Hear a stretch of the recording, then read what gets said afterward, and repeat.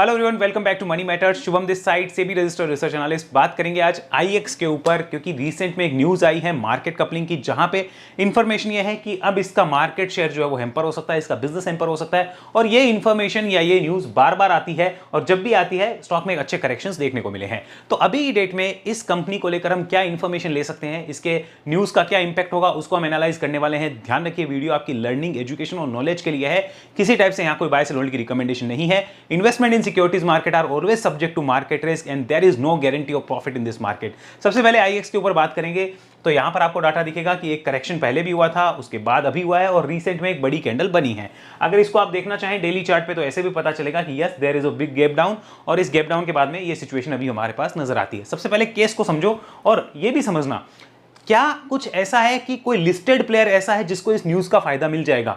आईएक्स को नुकसान हो रहा है तो किसी को फायदा हो रहा है क्या, वो भी हम पता करेंगे। ध्यान से समझना और चीजों को ढंग से नोट करना। सबसे पहले आईएक्स जो है वो करती क्या है, देख लो यहां पे हुआ क्या। पहले न्यूज का इंपैक्ट समझ लो। ये पावर एक्सचेंज है, इतना तो आपको पता है। न्यूज क्या है भाई, सीईआरसी है जो गवर्नमेंट की संस्था है, उसने डीएएम यानी डे एड मार्केट जो कॉन्ट्रैक्ट है जनवरी 2026 से जो होने वाले हैं उसके लिए मार्केट कपलिंग जो है उसको इंट्रोड्यूस किया है। अब इसमें तीन प्लेयर हैं। तीन कौन से हैं भाई, ये तीन प्लेयर हैं, आईएक्स, पीएक्सआईएल और एचपीएक्स। ये तीन प्लेयर हैं जो कि पावर एक्सचेंज के तौर पे इंडिया में काम कर रहे हैं, और यहां पे 85 से 90% मार्केट शेयर इसके पास है, बचा हुआ मार्केट शेयर जो वो इन दोनों के पास रहता है। ओके, यहां पे अब क्या होगा भाई, यहां पे एक यूनिफॉर्म मार्केट प्राइस जो है वो डिस्कवर होगा। पहले ऐसा नहीं था, पहले आईएक्स के ऊपर ही सारी चीजें हो जाती थी, लेकिन ऐसा नहीं है। मतलब मान लो आईएक्स पे सौदा अलग भाव से हो रहा है, इस पे अलग भाव से हो रहा है, इस पे अलग भाव से हो रहा है। This is just an example. अब क्या होगा, एक यूनिफॉर्म मार्केट प्राइस जो है वो डिसाइड होगा, और फिर क्या होगा, जैसे मैंने आपको बोला कि पहले आप इस पे लेते थे सौदा, मानो वो आपको 100 रुपए में मिलता था, ठीक है, और यहां पर आपको जो है वो मानो 101 में मिलता, और यहां पे 100 रुपए 50 पैसे में मिलता। तो आप ये सोचते यार सबसे सस्ता कहां मिल रहा है, वहां देखते हैं, तो आपको पता होता। लेकिन अगर मैं तीनों को यहां पे कपलिंग कर दूं तो यहां पे क्या होगा, यहां पे 100 रुपए एक साइड आएगा और 100 रुपए 50 पैसे बेचने वाली साइड आएगा। तो जो बायर होगा या जो सेलर होगा वो क्या देखेगा, वो ये देखेगा कि यार जब तीनों ही एक्सचेंज पे एक ही तरह का काम होना है तो फिर मैं इसको प्रेफरेंस क्यों दूं। बोलो समझ आया, इतना क्लियर हुआ इतना, कि जब तीनों ही जगह से एक यूनिफॉर्म मार्केट प्राइस निकल के आना है तो फिर मैं इसको प्रेफरेंस किस बात की दूं, क्या यहां पे कुछ एक्स्ट्रा मुझे मिल रहा है, वो चीज ये देखेगा। नहीं मिल रहा तो वो कहेगा फिर मैं इधर भी काम कर सकता हूं और इधर भी कर सकता हूं। जो अभी तक इसकी मोनोपोली थी उसको हैम्पर किया जा सकता है, उस पर एक चोट मारी जा सकती है। ये उस न्यूज का इंपैक्ट है। आगे समझो, आईएक्स जो है वो करंटली क्या करती है भाई, होल्ड करती है 85 से 90% market share with dam trading. Dam trading मतलब डे हेड मार्केट कॉन्ट्रैक्ट जो होते हैं उनके अंदर मार्केट कपलिंग जो होगी वो इसकी मोनोपोली जो है प्राइस डिस्कवरी की वो रिमूव करेगी। एनालिस्ट एक्सपेक्ट कर रहे हैं 25% से 40% का जो रिवेन्यू है वो 2027 तक इसका हैम्पर हो जाएगा, बढ़िया वाला। और स्टॉक जो वो 30% गिर चुका है, कल ऐसा हुआ ही है। अब आगे समझना यहां पे बेनिफिशियरी कौन होगा, देखो इसको बहुत ध्यान से देखना, मजा आएगा, पूरा वीडियो देखना।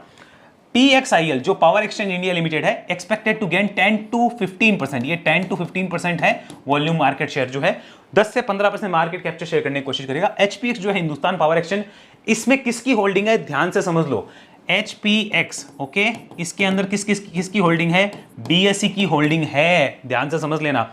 हालांकि ये डाटा मेरे पास पुराना है, लेटेस्ट डाटा अवेलेबल नहीं है because this is not a listed company, लेकिन बीएसई की होल्डिंग है। बीएसई इन्वेस्टमेंट्स के थ्रू एक कंपनी है, उसके थ्रू है जहां तक मेरी बेस्ट इंफॉर्मेशन है, लेकिन बीएसई की होल्डिंग है। और किसकी होल्डिंग है, पीटीसी इंडिया इसकी होल्डिंग है। ओके, और किसकी होल्डिंग है, आईसीआईसीआई बैंक इसकी होल्डिंग है। ओके, और किसकी होल्डिंग है, जिंदल पावर इसकी होल्डिंग है। तो एक्चुअल में लिस्टेड प्लेयर डायरेक्ट तो कोई बेनिफिशियरी नहीं है, बट एचपीएक्स के थ्रू अगर एचपीएक्स अपना मार्केट शेयर कैप्चर करता है, बढ़ाता है, तो ये जो है ये एक इनडायरेक्ट लिस्टेड बेनिफिशियरी की लिस्ट है। अब ये कितना करेंगे क्या, वो सारी आगे की बातें हैं, लेकिन ओवरऑल आईएक्स को लेके नेगेटिव है ये पता चल गया है। तो तीन प्लेयर हैं, कौन कौन है भाई, आईईएक्स है इस बिजनेस में, और पीएक्सआईएल है, और एचपीएक्स है। एचपीएक्स के अंदर इन कंपनीज की होल्डिंग है। इसी वजह से ये जो है ये 8-9% कल बढ़ भी गया था इस न्यूज के बाद में। हालांकि वो सस्टेन करता है नहीं करता वो अलग कहानी है, उसके चीजें अलग है, क्योंकि मार्केट का मूड ऐसा है, कोई स्विंग जो है वो सस्टेनेबल आ नहीं रहा है और ना कोई सस्टेनेबल मूव आ रहा है। इवन अगर मैं बोलूं तो मैं खुद बहुत स्ट्रगल कर रहा हूं इस चीज में। हम अच्छे स्टॉक पिक कर रहे हैं, अच्छा सब कुछ कर रहे हैं, हमारी जो आरए सर्विसेज है उधर, but there is no such big move. क्या होगा 2-4% अगर मिल गया तो, या हमें क्या हो रहा है 2-4-5% का लॉस लेना पड़ेगा, और रिवॉर्ड हम देखते हैं कि पहला 5%, फिर 10%, फिर 15% ऐसे मिले। लेकिन अगर मेरे बार बार 4-4, 5-5% का मुझे लॉस ही देना पड़े तो मजेदारी वाली बात नहीं है, और एक रेंज बाउंड बन गया तो मजा कुछ नहीं आ रहा है। Frankly speaking being honest is not a crime. ये मैं आपको क्लियर चीजें बता रहा हूं कि ऐसा हो रहा है। तो इसको भी मूव आया, बट वो मूव सस्टेनेबल नहीं है looking at the market scenario. आगे देखो लिस्टेड प्लेयर्स टू वॉच, यहां पे कौन भाई, आईएक्स है, उसको तो इंपैक्ट आ ही गया ना सीधा का सीधा। अब कौन, पीटीसी इंडिया, जो एनएससी पे पीटीसी कोड है, नियर टर्म गेनर हो सकता है, ये ऐसा बता रहा है जो मैंने एक्सप्लेन कर दिया। बीएससी लिमिटेड, इसका भी मैंने आपको अलग से एक्सप्लेन कर दिया है, तो इस पॉइंट को हम स्किप करते हैं। आगे चलो, यहां पे समझना आईएक्स का मैनेजमेंट क्या कह रहा है मैं आपको बता दूं। वो कह रहा है कि हम अपनी लॉन्ग टर्म ग्रोथ बना के रखेंगे, ये करेंगे वो करेंगे। देखो वो तो कहेगा ही, वो कोई मना थोड़ी करेगा इस चीज को, वो तो मना करने वाला है नहीं। लेकिन आपको ये चीज समझ आ गई होगी। अब मैं इसको थोड़ा सा वापस जो आपको थोड़ा इसको बड़ा करके दिखा देता हूं। यस, इसको थोड़ा समझने की कोशिश करिए। देखो ये पावर एक्सचेंज है, ओके, पावर एक्सचेंज, ओके, ये पावर एक्सचेंज। एक नंबर यहाँ कौन है भाई, IEX है, ठीक है। 2 नंबर यहाँ पे कौन है, हम इसमें डालते हैं PXIL। और 3 नंबर यहाँ पे कौन है, 3 नंबर यहाँ पे है HPX हमने कर दिया, ओके, 3 का कर दिया। इसके पास 85 से 90% मार्केट शेयर है। इसके पास क्या है भाई, इन दोनों के पास मिला के मान लो 10% का मार्केट शेयर है, 10% ऑल टुगेदर इन दोनों का 10% का मार्केट शेयर है, ऐसा मानो 10 से 15% के बीच का। अब यहां पर क्या होगा भाई, इसके ऊपर मानो कोई सौदा होता था, वापिस समझ लो इस चीज को कि कोई सौदा होता था 100 रुपए में, इसके ऊपर हो रहा है मान लो 101 रुपए में, और इसके ऊपर उसी चीज का भाव मान लो 100 रुपए 50 पैसे है। अब जो पहले पावर कॉन्ट्रैक्ट्स होते थे, अगर मैं उनको ये कह दूं कि एक ही प्राइस होगा, तीनों एक्सचेंज का मिला के एक ही प्राइस निकलेगा, और वो यूनिफॉर्म प्राइस मान लो 100 रुपए 40 पैसा निकल के आ रहा है, तो अगर मैं इस पे ये ऑर्डर मारूंगा तो भी यही एग्जीक्यूट होगा, इस एक्सचेंज पे भी यही होगा, और इस एक्सचेंज पे भी यही होगा। तो फिर एज अ बायर सेलर जो भी यहाँ पे कॉन्ट्रैक्ट की ट्रेडिंग होती है, वो करने वाले कंपनीज क्या देखेंगे कि फिर इसको किस बात का हम लोग इतना तवज्जो दें। बात ये है, तो इसका मार्केट शेयर बिगड़ेगा।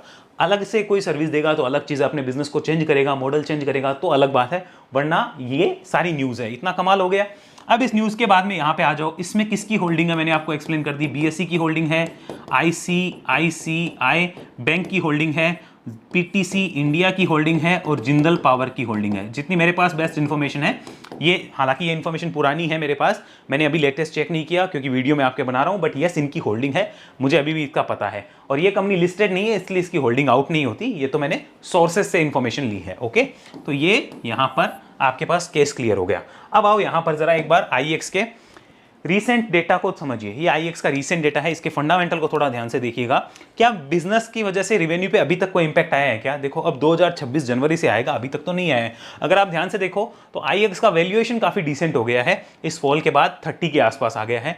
ROC और ROE काफी अच्छी मानी जाएगी, आप खराब नहीं कह सकते। प्रमोटर होल्डिंग नहीं है, because this is an institutional driven business, debt free है, दैट इज गुड। यहाँ पे प्रॉफिट ग्रोथ अच्छी मानी जाएगी। Market cap to sales is super expensive, 23 के मल्टीपल पे चल रहे हो भाई आप, 23 के मल्टीपल पे स्टिल एक्सपेंसिव माना जाएगा। PG रेशियो थोड़ा सा expensive, free cash flow is good. ये थम्सअप वाले पॉइंट है, वो थम्सअप वाले हैं।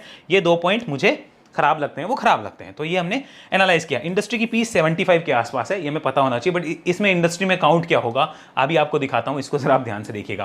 पहले आइए एवरेज PE को देखिए जरा, एवरेज पी क्या है, देन हम टेक्निकल चर्चा करेंगे। Average P is 43 for since the last 5 years, और मैक्सिमम अगर एवरेज पी देखा जाए 39 है। अभी आप कहाँ हो, अभी आप 30 के आसपास आए हो, so this is making it available at a lower P ratio, जो कि इसका ऑल टाइम हाई तक रहा है। अब इसमें क्या हो रहा है, यहाँ पे क्या है, एक्सचेंज एंड डाटा प्लेटफॉर्म इसको पीयर कंपैरिजन में लिया है, तो ना तो इसका कंपैरिजन में MCX के साथ कर सकता हूँ, ना मैं BSE के साथ कर सकता हूँ, दोनों डिफरेंट चीज है। ओके, अब आओ यहाँ पे कंसोलिडेटेड डाटा पे क्लिक करेंगे, क्योंकि हमेशा वही देखने, हालांकि कुछ फर्क नहीं है ज्यादा। इसको समझ लो, ये 2025 जून का डाटा आ चुका है। नाउ लुक एट दिस, यहां पर क्या हुआ है भाई, यहां पे क्वार्टर ऑन क्वार्टर सेम है, और अगर ईयर ऑन ईयर देखा जाए तो there is a growth. Margins यहां पे ग्रोथ है, क्वार्टर ऑन क्वार्टर में थोड़ी सी कमी देखने को मिली है।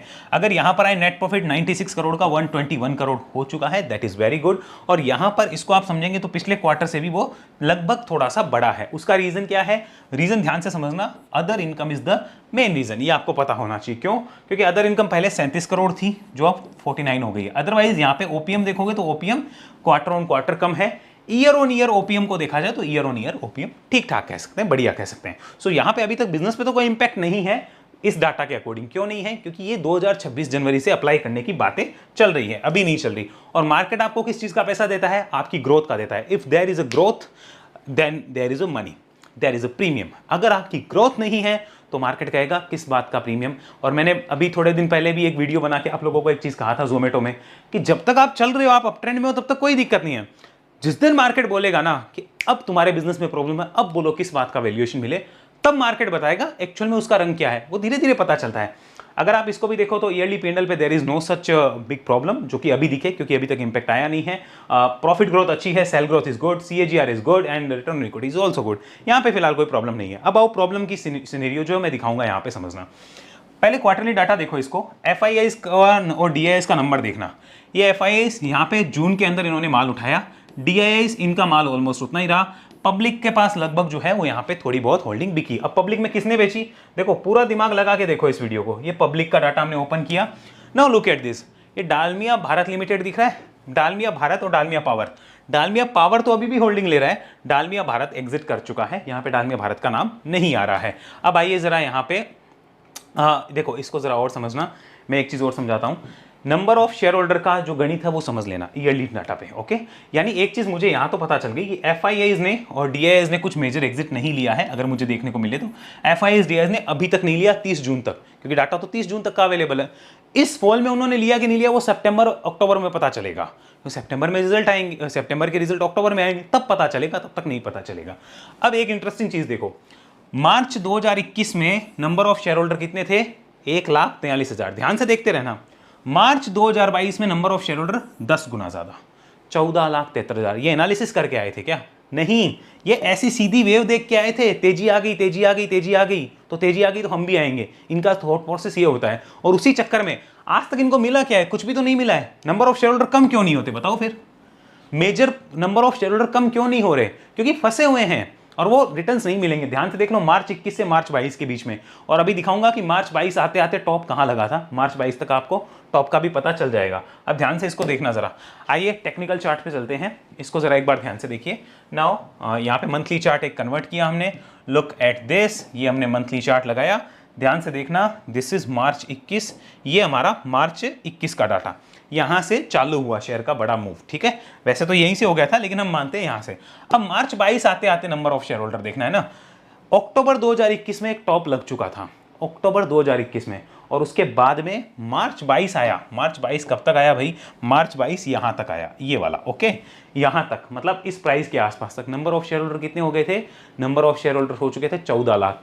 1,40,000 से 14,70,000 हो गए। क्यों, क्या एनालिसिस करके आए थे, नहीं, इस लालच के बाद आए थे कि ये भागता बहुत है, मोनोपोली है। और तब सोशल मीडिया पे आपको ज्ञान भी दिया जाएगा, मोनोपोली है, ये है, वो है। Nobody will tell you about the trend, की ट्रेंड फॉलो करो। अगर आप फ्रेश कभी भी तेजी के बाद लगाओ तो रिस्क होता है, कोई जरूरी नहीं है कि आप नहीं लगाओ, लगाते हो तो रिस्क बहुत होता है। वहां पे ट्रेंड फॉलो होना चाहिए, बैकअप प्लान होना चाहिए, कहां ऐड करना है वो सोचना चाहिए, सेटअप है कि नहीं है वो देखना चाहिए। कोई आपको नहीं कहेगा, क्यों, क्योंकि कौन पंगा मोल ले चलते हुए स्टॉक में बोलने का। जैसे मैंने जोमेटो के ऊपर पंगा मोल लिया है बोल के कि भाई है तो ट्रेंड बुलिश, लेकिन यस ध्यान रखना है ये चीज के कि ट्रेंड बुलिश तो है, बट यहां पर स्मार्ट प्लेयर अपना back of the mind clear रख रहे हैं कि मुझे कहां पे, किस पॉइंट के नीचे यहां पे अपना एग्जिट जो है वो ले लेना है। वो स्मार्ट प्लेयर सोच के बैठे हुए हैं। लेकिन अभी रिटेलर से कौन पंगा ले, वरना 4 गालियां सुनने को मिलेगी, कौन पंगा लेगा, लेगा नहीं।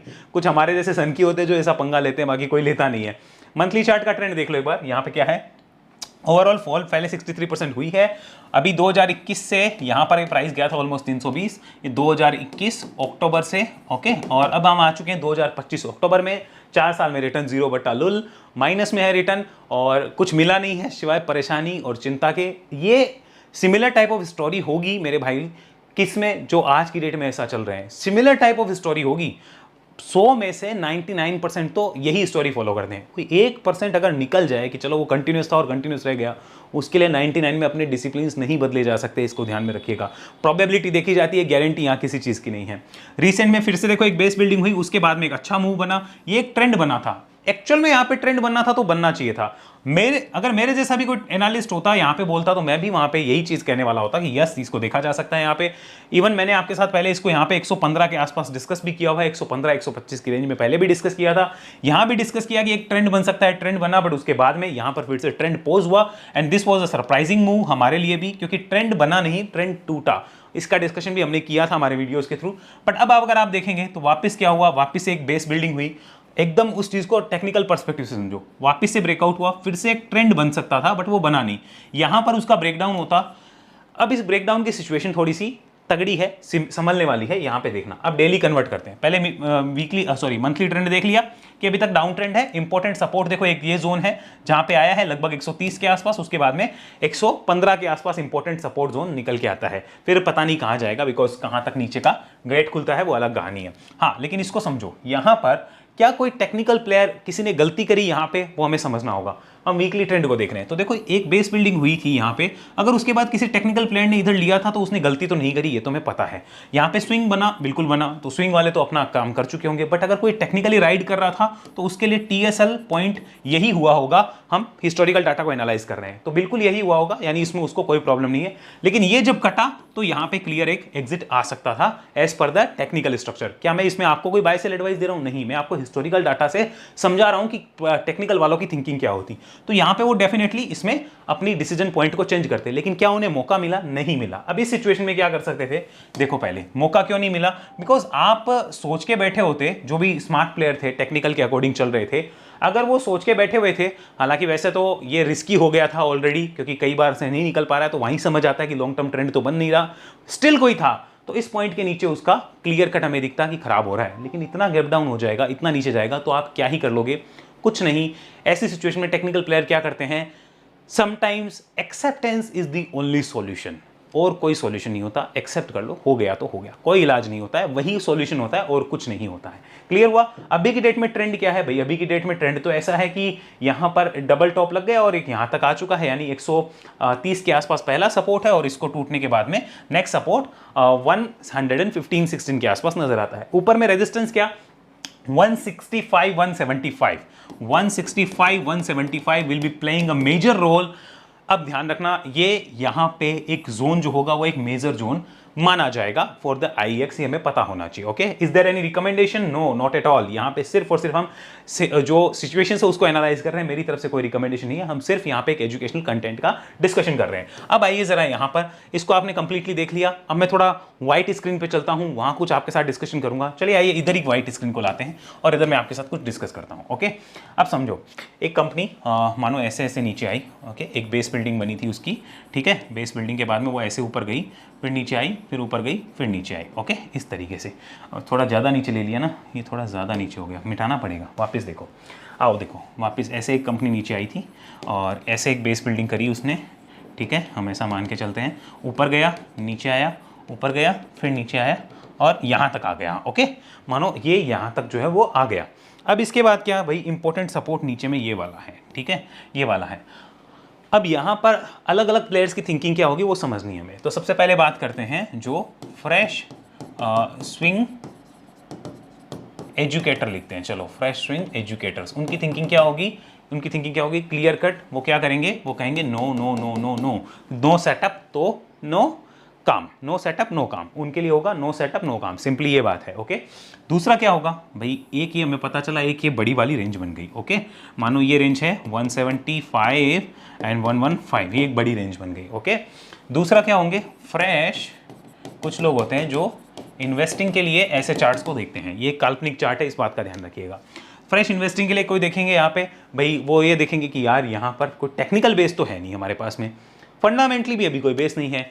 हाँ, एक बेस हो सकता है तुक्केबाजी, दैट कैन बी डन, वो अलग चीज़ होगी, या फिर हाई रिस्क टेकिंग, वो अलग चीज़ होगी। तुक्केबाजी और हाई रिस्क टेकिंग दो वाले हो सकते हैं, बाकी कोई कैटेगरी यहाँ पे नहीं होगी, ये भी हमें पता चला। वो वेट करेंगे थोड़ा स्टेबिलिटी के लिए, थोड़ा बेस बिल्डिंग के लिए, या कुछ बेयर्स के अटैक को नलीफाई करने के लिए। What is bears attack नलिफिकेशन? मानो ऐसे बेयर्स का अटैक आया, बुल्स का अटैक आया, बेयर्स वापस उसको नीचे लाए, फिर बुल्स ने काट के यहाँ पे कहा कि हमने तुम्हारा एक्ट जो है वो नलीफाई किया है, तो वो प्लानिंग करेंगे, तब तक तो वो नहीं करेंगे। ओके, थर्ड नंबर यहाँ पर जो ऑलरेडी इन होते हैं, ऐसी सिचुएशन में वो क्या करते हैं? ऐसे चार्ट पैटर्न्स बनने पे उनकी थिंकिंग क्या हो जाती है? उनकी एक ही थिंकिंग होती है कि भाई साहब, अब कहीं भी मौका मिले तो वो यही वेट कर रहे होंगे, मौका मिल जाए तो हम भी यहाँ से थोड़ा मुक्ति पा लें। उनकी थिंकिंग भी यही हो रही होगी कि थोड़ा सा मौका मिले तो हम मुक्ति पाने की सोचें। क्यों? क्योंकि मूव तो ऑलरेडी यहाँ से यहाँ ऐसे वाला मूव जा चुका है। ये बेस बिल्डिंग के बाद में अगर चलना होता तो यहाँ से चलता, फिर यहाँ पे डबल टॉप क्रिएट करके फिर ऐसा हुआ है। तो मज़ेदारी वाली कहानी नहीं है, यानी कि स्मार्ट प्लेयर्स चाहे वो स्विंग वाले हो या इन्वेस्टिंग वाले होते हैं, उनके चार्ट पे ऐसे रडार फिर नहीं रहते। वो कहते हैं छोड़ो यार, इसमें कौन माथा पच्ची करे। High risk taking people can also see that, उनके लिए अलग कहानी हो जाती है। हाई रिस्क टेकर्स जो होते हैं वो अलग चीज़ से देखते हैं ऐसे चार्ट्स को, लेकिन यहाँ पे मज़ेदारी वाली कहानी नहीं होती। अब एक चीज़, मेरा क्वेश्चन, कोई कंपनी जिसमें कि न्यूज़ आई हो, ओके, और उसके बिजनेस को हैम्पर कर रही हो और वो इस टाइप से कैंडल बना रहा हो, फिर अगली कैंडल ऐसे बनाता हो, तो मेरा एक क्वेश्चन है, मेरा क्वेश्चन ये है कि क्या उसी में काम करने से किसी को तृप्ति मिलती है? क्या उसी में काम करने से किसी को शांति मिलती है? ये जरा आप सोच के देखिएगा। क्यों हमें वो कंपनियां इतनी ज़्यादा अट्रैक्टिव लगती है, या फिर वो इतनी ज़्यादा हमें लुभाती है सोशल मीडिया के थ्रू या अदर मोड के थ्रू, कि नहीं उसी में देखो वरना आपको दिक्कत हो जाएगा। क्यों? क्योंकि यहाँ पे आपको बताया जाएगा कि ये बॉटम था, वहाँ से 10% भाग गया, 20% भाग गया।